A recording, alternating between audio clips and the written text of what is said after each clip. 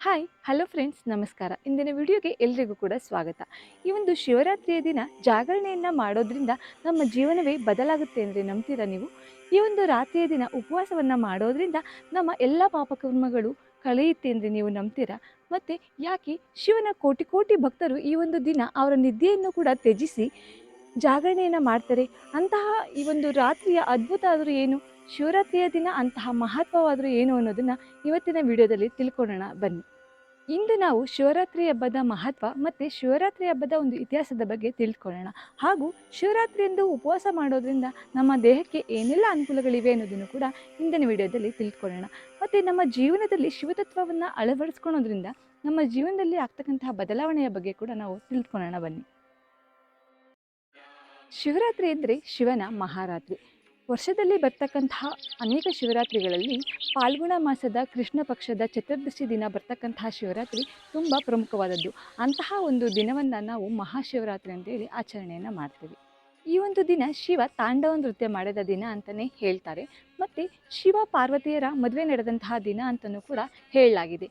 ಮತ್ತು ಇನ್ನೊಂದು ಉಲ್ಲೇಖದ ಪ್ರಕಾರ ಶಿವ ಲಿಂಗರೂಪದಲ್ಲಿ ಪ್ರತ್ಯಕ್ಷವಾದಂತಹ ದಿನ ಅಂತಲೇ ನಂಬಲಾಗಿದೆ.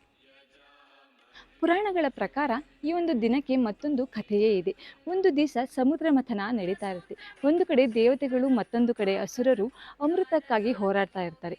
ಆಗ ಮೊದಲು ಬಂದಿರತಕ್ಕಂಥದ್ದು ಅಮೃತ ಅಲ್ಲ, ಆಲಾಹಲ ವಿಷ. ಈ ಒಂದು ವಿಷದ ಒಂದು ಭಯಾನಕ ಎಷ್ಟಿರುತ್ತೆ ಅಂತಂದರೆ ಇಡೀ ಲೋಕವನ್ನೇ ಸುಟ್ಟು ಹೋಗುವಂತಹ ಒಂದು ಶಕ್ತಿ ಈ ಒಂದು ಆಲಾಹಲ ವಿಷಕ್ಕಿರುತ್ತೆ.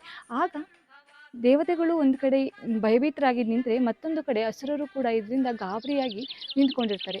ಆಗ ಅಲ್ಲಿಗೆ ಶಿವ ಪ್ರತ್ಯಕ್ಷವಾಗಿ ಬಂದು ಆ ಒಂದು ಆಲಾಹಲ ವಿಷವನ್ನು ತಾನೇ ಕುಡಿದು ತನ್ನ ಗಂಟಲಲ್ಲಿ ಹಿಡಿದಿಟ್ಕೊಳ್ತಾರೆ. ಇದರಿಂದ ಲೋಕವನ್ನು ಉಳಿಸಬೇಕು ಅನ್ನೋ ಒಂದು ಉದ್ದೇಶದಿಂದ ಶಿವ ತಾನೇ ಆ ಒಂದು ವಿಷವನ್ನು ಕುಡಿದು ಎಲ್ಲರನ್ನ ರಕ್ಷಿಸ್ತಾರೆ. ಆದ್ದರಿಂದ ಶಿವನಿಗೆ ನೀಲಕಂಠ ಎಂಬ ಹೆಸರು ಬಂದಿದೆ.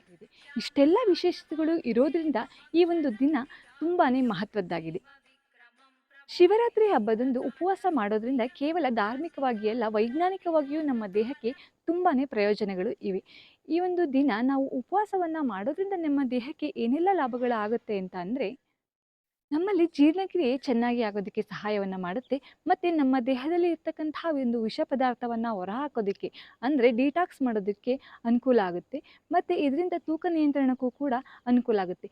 ಮತ್ತು ನಮ್ಮ ಒಂದು ಕಾನ್ಸಂಟ್ರೇಷನ್ ಲೆವೆಲ್ ಕೂಡ ಹೆಚ್ಚಾಗೋದಕ್ಕೆ ಇದರಿಂದ ಹೆಲ್ಪ್ ಆಗುತ್ತೆ. ಈ ಒಂದು ದಿನ ನಾವು ಏನೆಲ್ಲ ಆಹಾರವನ್ನು ಸೇವಿಸ್ಬೋದು ಅಂತ ಅಂದರೆ, ಹಾಲು, ಹಣ್ಣು ಮತ್ತು ನೀರು, ಎಳನೀರು ಇಷ್ಟೆಲ್ಲ ಆಹಾರವನ್ನು ನಾವು ಸೇವಿಸ್ಬೋದು.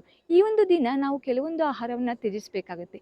ಅಂತಹ ಆಹಾರಗಳು ಏನಪ್ಪ ಅಂತಂದರೆ, ಕರೆದಂತಹ ತಿಂಡಿಗಳಾಗಿರ್ಬೋದು, ಜಂಕ್ ಫುಡ್ ಆಗಿರ್ಬೋದು, ಅತಿಯಾದಂತಹ ಖಾರದ ಒಂದು ಪದಾರ್ಥಗಳಾಗಿರ್ಬೋದು, ಇಂತಹ ಒಂದು ಪದಾರ್ಥಗಳನ್ನು ನಾವು ಇಂದಿನ ದಿನ ತ್ಯಜಿಸಬೇಕಾಗುತ್ತೆ.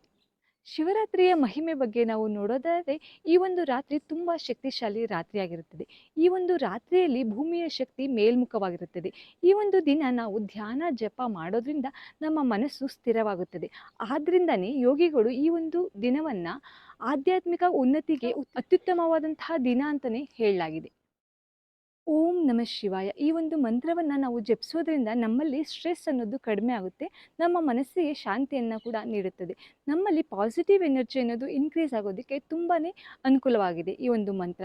ಮತ್ತು ಈ ಒಂದು ಶಿವರಾತ್ರಿ ಅಂತ ಅಂದರೆ ನಮ್ಮ ಮನಸ್ಸು, ಆತ್ಮ ಮತ್ತು ದೇಹ ಎಲ್ಲವನ್ನೂ ಶುದ್ಧಿ ಮಾಡ್ತಕ್ಕಂಥದ್ದನ್ನೇ ಶಿವರಾತ್ರಿ ಅಂತ ಹೇಳ್ಬೋದು. ಈ ಒಂದು ದಿನ ಅಹಂಕಾರ, ಕ್ರೋಧ, ಅಸೂಯೆ ಎಲ್ಲವನ್ನೂ ಬಿಟ್ಟು ಒಂದು ಒಳ್ಳೆಯ ಜೀವನದೆಡೆಗೆ ಸಾಗೋಣ. ಓಂ ನಮಃ ಶಿವಾಯ.